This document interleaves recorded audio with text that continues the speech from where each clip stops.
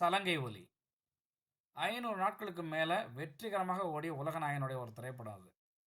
இயக்குனர் கே. விஸ்வநாத். அருமையான இயக்குனர். கலைகளை சங்கமமாக வச்சு அவர் படம் எடுப்பார்.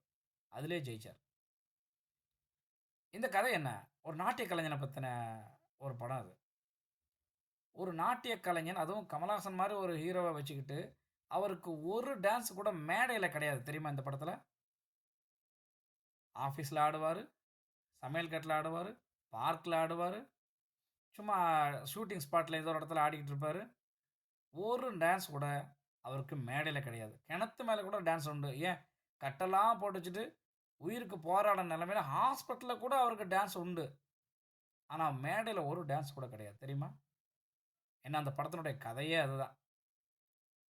கடைசி வரை மேடையே ஏறாத ஒரு கலைஞன்.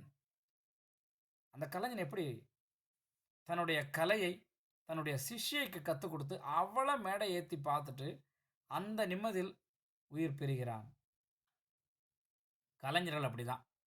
தான் கத்துக்கிட்ட கலையை தானே கொண்டு செல்ல இங்க எந்த கலைஞனுக்கும் உரிமையே கிடையாது. அவங்க போய் சேர்றதுக்குள்ள அந்த கலைய எத்தன பேர்ட்ட கொண்டு போய் சேர்த்தாங்க, எத்தன பேர படிக்க வச்சாங்க, எத்தன பேர அ தன்னுடைய சாயலில் உருவாக்குனாங்க அப்படிங்கிறது தான் ஒரு கலைஞனுடைய சிறப்பு. பல கலைஞர்கள் நம்முடைய முன்னோடிகள் நமக்கு அத செஞ்சிருக்காங்க. நம்ம இன்னமும் அத பார்த்துக்கிட்டு இருக்கோம். இன்னைக்குள்ள எல்லா கலைஞர்களுமே அந்த மூத்தவருடைய சாயல் தான். வாழ்க அந்த கலைஞர்கள்!